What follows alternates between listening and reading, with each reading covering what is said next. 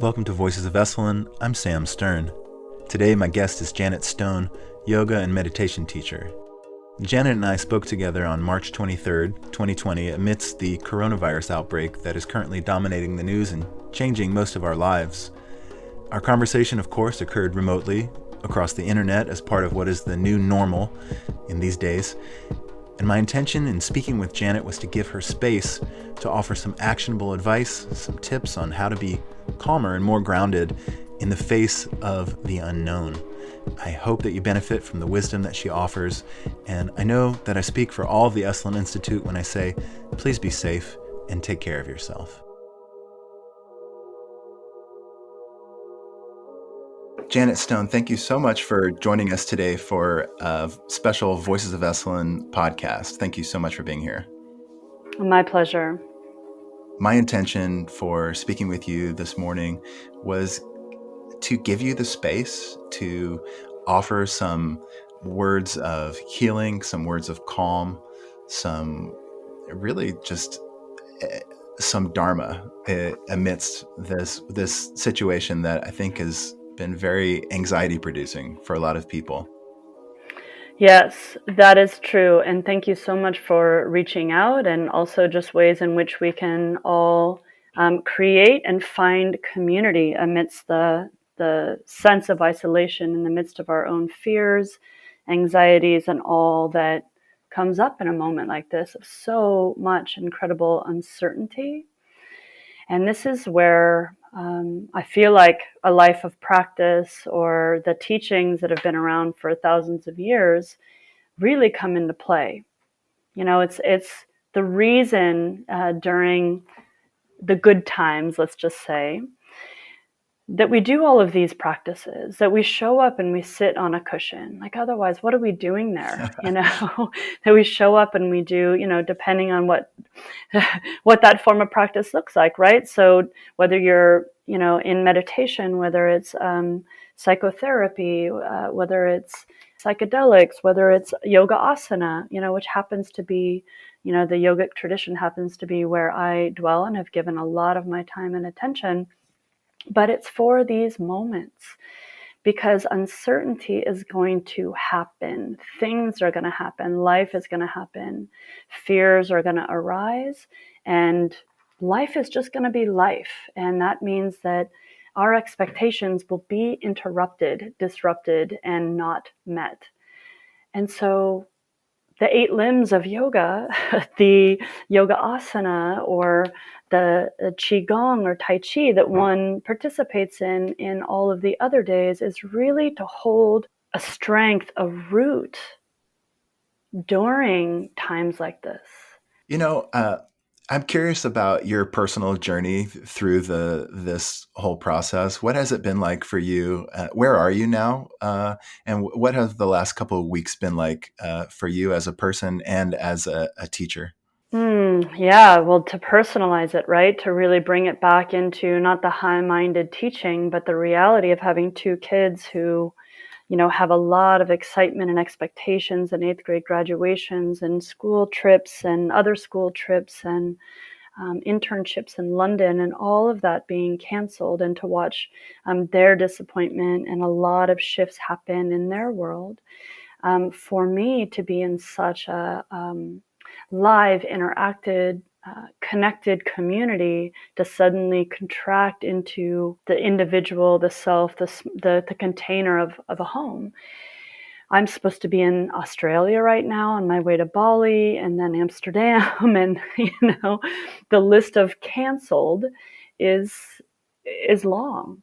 And yet, in that contraction, I have been so grateful, to sort of go back to what I said a moment ago, to the work that I've done, to feel the foundation, to feel my feet on the ground, to get out into nature and look at the bigger view of, oh, right, yes, life happens, death happens, things come, things go, expectations are set in play, and then we must release them. So yeah, on a legit level, we're trying to pivot how we make a living. I have employees I want to keep paying. I have a global sangha, a global community I want to keep in service to be that voice of spaciousness. So I have to do this for myself as well, right? I have to allow the space to have the fears well up and the anxiety and the grief around all the letting go.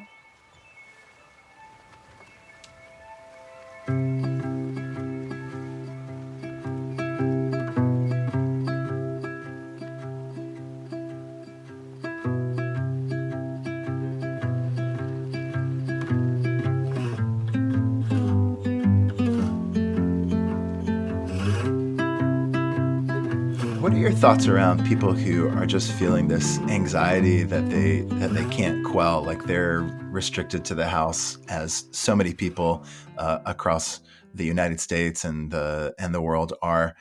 What would you advise them to do? Because I know that you're studied in the not only the art of yoga but also in meditation. What's some practical advice for people to sort of calm the inner anxiety? Yeah, one of the big parts of practice is really ritualizing life, if that makes sense.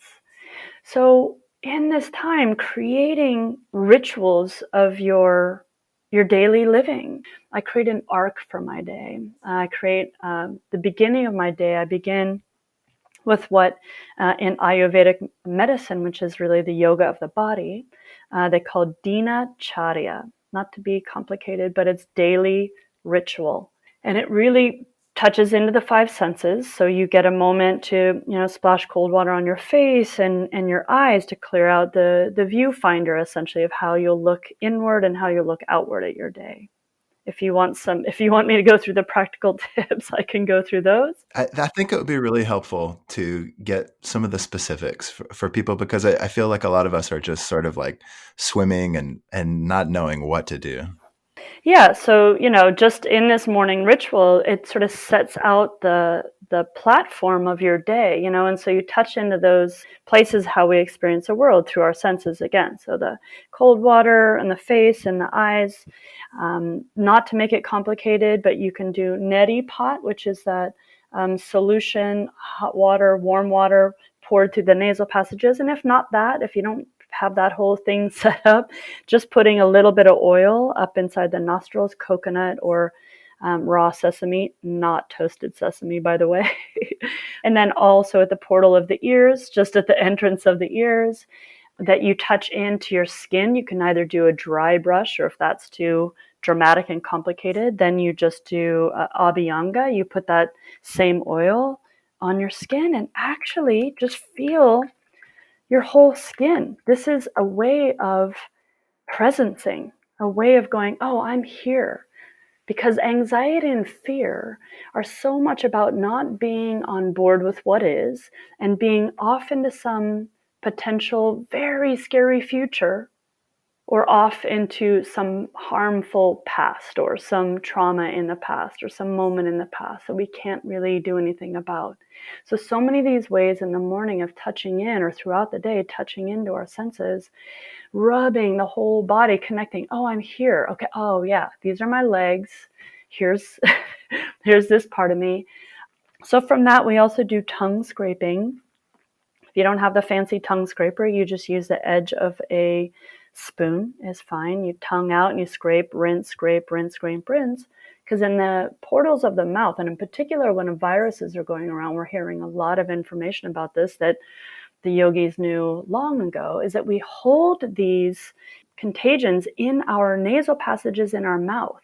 So you scrape the mouth, you clear the nostrils daily. And so as you tap into these things, and then we add warm lemon water, we make sure that we have our morning constitution, clear out the body. Then if you want to just, however it is you want to ritualize, create a pattern and a rhythm for your day.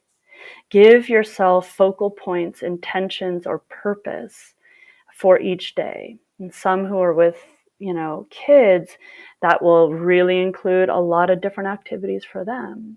Some who are alone, some are with a partner. Maybe you do, include in 35 minutes of partner work, meaning that you have either guided or supported back and forth. There's so many fun things that you can find online for that, whether it's individual work, whether it's 10 minutes, 20 minutes a day of just at 2:20, I'm going to sit down and read a Dharma book. Ritualizing, creating a rhythm with at least one or 2 points of clear purpose, not chasing social media, not sort of tapping in that that manic way. But yeah.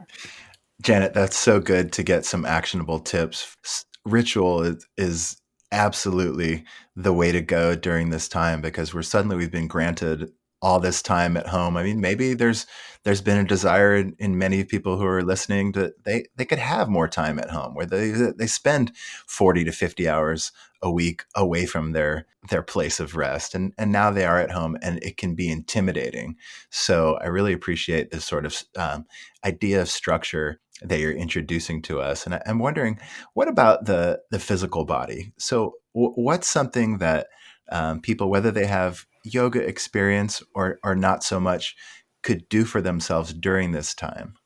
Wow, so many different pathways. I know I, for myself, again, have the tradition of yoga. So it's just in my body, and I do morning form and morning practices, and that holds me. I have a ton of stuff online.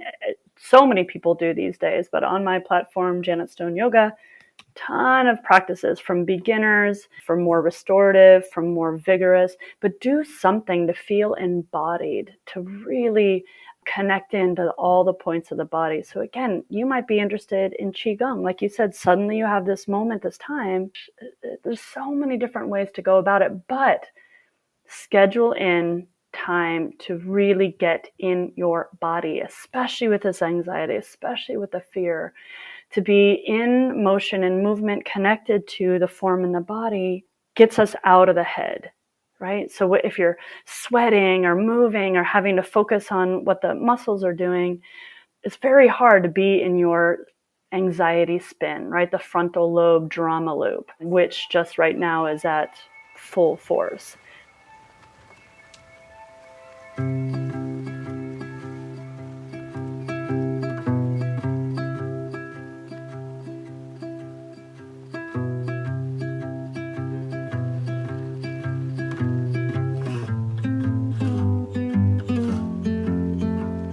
I was wondering if you've ever gone through anything like this in your life, and obviously not a global pandemic. None of us have gone through that, apart from some people who might have been around in 1917 or 1918. But I was wondering if there's anything that you could think of, like a time in your life when you had this feeling of great anxiety, and if you could describe the tack that you took to work through it. Well, yes. So thank you for that question. And also, that's a vast answer. I have had a life that has included a lot of death from a very young age, where right in front of me, and then all the way up to, my dad passing at 45, and during the journey before he passed, of all that uncertainty. So if we're going to kind of rest in that uncertainty place, right? The absolute not knowing of which way is this going to go? How's it going to go? How do we all fare? How does he fare? How does this all happen? And I feel like it's actually been one of my most potent teachers, not one I would choose, but one that came to me anyway. It taught me the greatest teachings of yoga, which is parinamavada, and that is life is in constant change. Nothing is guaranteed. Nothing is stable. Nothing stays the same. We spend the majority of our life trying to sort of buy things, get things, have things, secure a love, secure, a kids, or secure our space, and toilet paper, and secure it, just to be like, okay, so now here we are. Okay, now this is it. Okay, now it's going to be like this, and I'm here. And it's not that way. That is not that is some other thing that I don't even know if it exists. But impermanence is just the name of the game. Yeah, I suffered. Yeah, I did it incredibly messily, but I think my greatest teaching in that is to feel and go toward the feelings of anxiety, and share. For me, it worked to share with either family or community, and externalize what was happening in my internal world. And at other times, they had to sit inside and just percolate and steep, and I had to feel them until they were ready to fully just have their emotive moment. I think it just is one of the teachings that I heard that is so potent for this moment and for really all of life's moments, is that they asked the oldest man alive, what was his secret? What was his secret to happiness? What was his secret to long life? His response was, when it rains, I let it. When it rains, I let it. Life, it's gonna rain. And my suffering, dukkha, my dukkha, which is the Buddhist principle also in yoga, is not accepting life as life is. So we suffer because we want it to be different. I love it. Thank you. Thank you so much for that piece of wisdom. That's really useful for me. I was wondering if you might be able to recommend any books, any wisdom teachings that are either currently helpful for you or might be something that you've gleaned wisdom from across the time that you've been studying that other people could benefit from. When Things Fall Apart, Pema Chodron, kind of a perfect book for this moment. So anyone who wants to just pick that up and have that be their pocket Bible right now. She talks about the power of just being nailed to the moment. There's nowhere else to go. The anxiety, the tension of potential, I might not have toilet paper, I don't have any hand sanitizer, you're just here. How do we presence ourselves? And so that is very helpful. Could you just speak about what is working for you during this time? If you could offer your wisdom and noticing, like during this last week, what have you done that has made you feel a little bit better during this time of shelter in place or during this time of the complete unknown? What is working? What is working is truly trying to expand my viewpoint out. Is trying to open the view, the aperture, to just see a wider view. And one of the ways I go about that is getting out in nature. I have a beautiful tree-filled mountain right next to me. Because in the billions of years of evolution of this planet rests all the wisdom that I actually have in every one of my cells. Touching the earth, touching nature, remembering. I'm also already imbued with everything that I think I don't have. Now, how often do I remember that? Even if it's a split second, it's a win,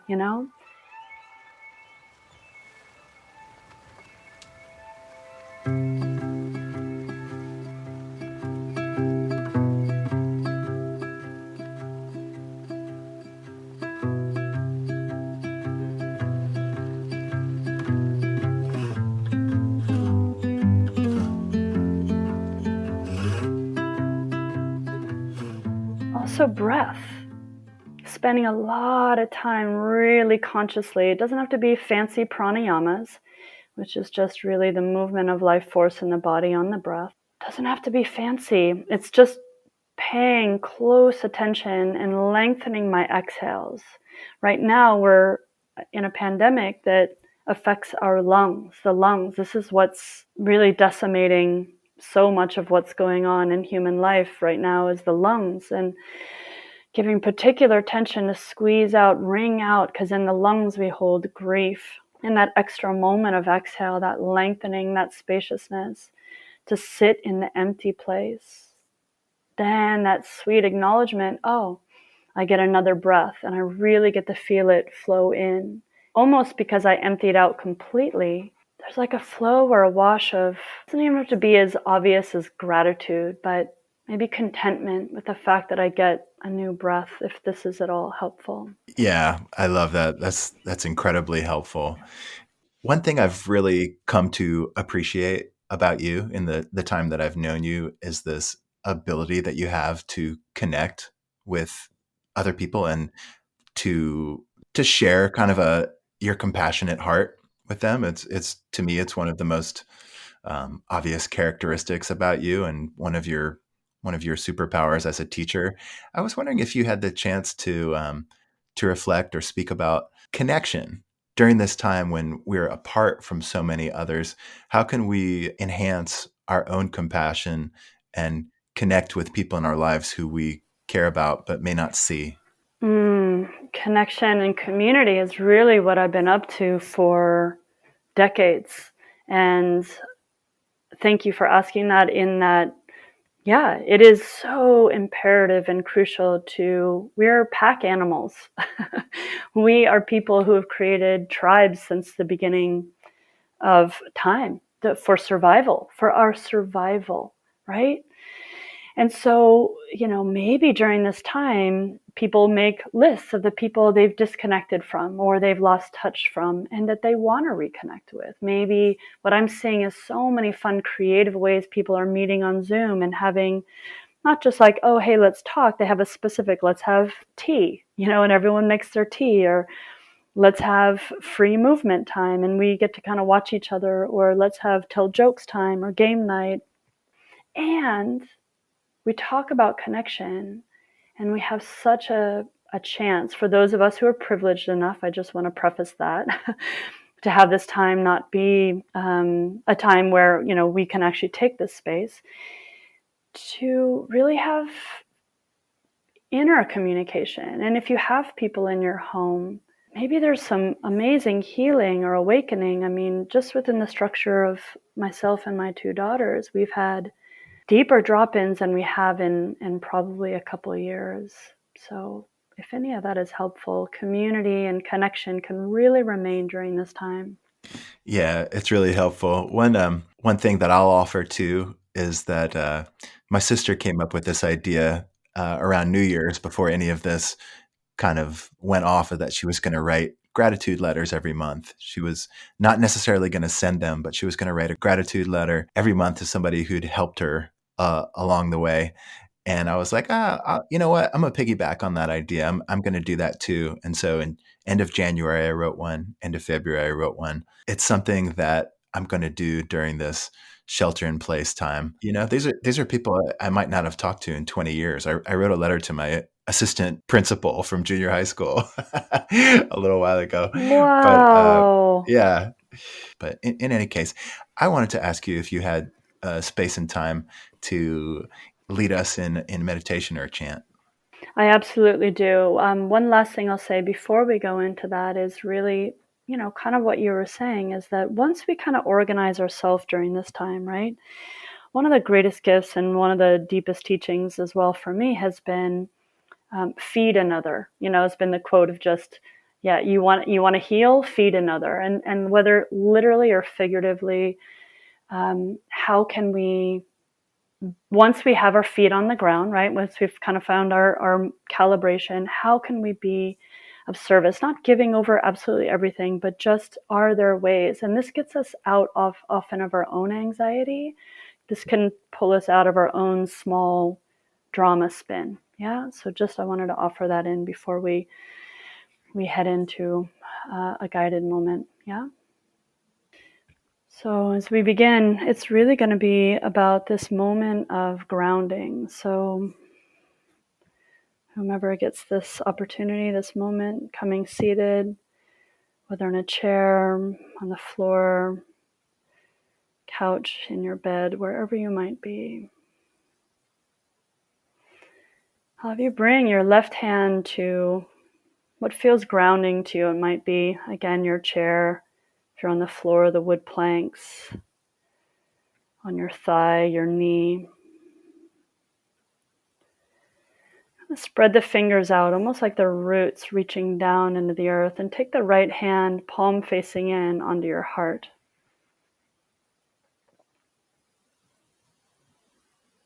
And we close our eyes, and all the outward looking, all the scrolling and media watching and view of external goes inward.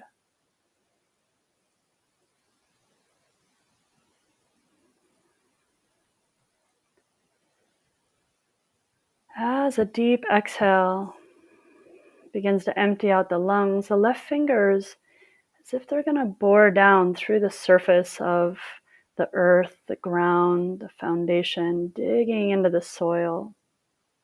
Inhale, as if we can pull up from the soil the nutrients into the hand. Feel the weight of your body on the earth. Each exhale again, the left fingers as if they dig down deep. The richness of earth, the wisdom of the ground. Again, those billions of years of evolution right at our fingertips. The wisdom coming up into the body as you inhale. As you exhale, and we again press through the left fingers as if we touch into our family. The ones we feel warm and loving about, the ones who challenged, maybe even harmed in whatever ways, just feeling into the family, the tree, the roots of our life.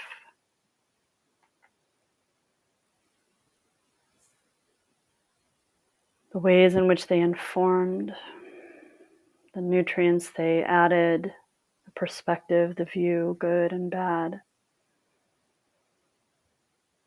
And then go deeper into the ancestors, those we've maybe never met, those who came before, those who came before, those who came before, and the line of all those who had to come and go before you arrived here. You can almost feel their joys and their celebrations and their unions and their suffering and their loss and the beauty of each one of them, all flowing on this thread of life until we arrived here.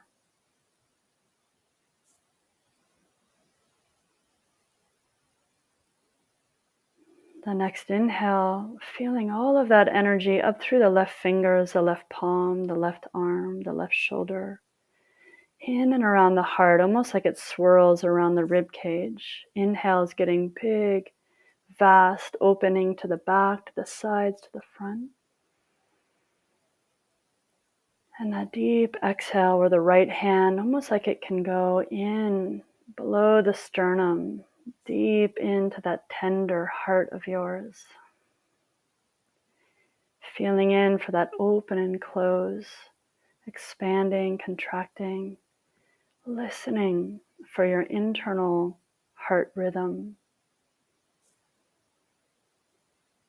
This rhythm that is unique to you, your body, this life, this particular moment, that is your individual, your individuation. So through the root of all of your ancestors, of all of your family, of all of the steps you've taken to be here at this exact moment, to that spark of the heart expanding, contracting, opening, closing.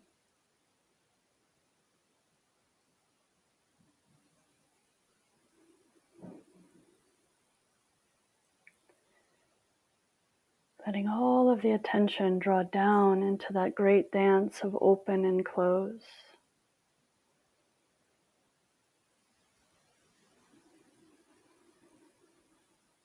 Pull the left hand from the earth, from the ground, from whatever, feel that connection downward up to prayer at the heart. The two hands meet. This gesture that has been offered throughout time of left and right, ground and sky coming to meet through this body. Sun and moon, feminine and masculine. Inhale and exhale, all expressed in that expansion and contraction of the heart.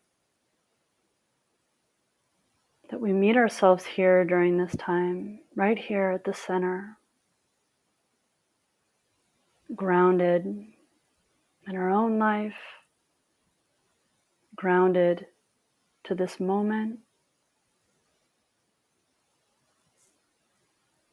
This feeling of connectivity to our own self, our inner realm, our inner world. Thank you, Janet. That was so beautiful. Really appreciate you. I really appreciate your message of wisdom during this times. Thank you. Yeah, it's a joy and an honor. And honestly, Esalen and my dozen year there and family there means so much to me. Those who have been, those we can hold throughout this time. It is a global family as well.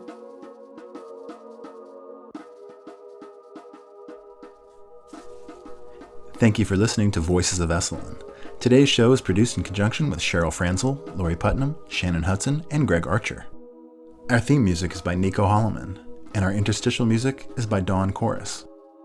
You can find all of our podcasts on your favorite podcast player, as well as at esalen.org, where you'll also find many other offerings to get you through this unprecedented time. The Esalen Institute is a nonprofit organization.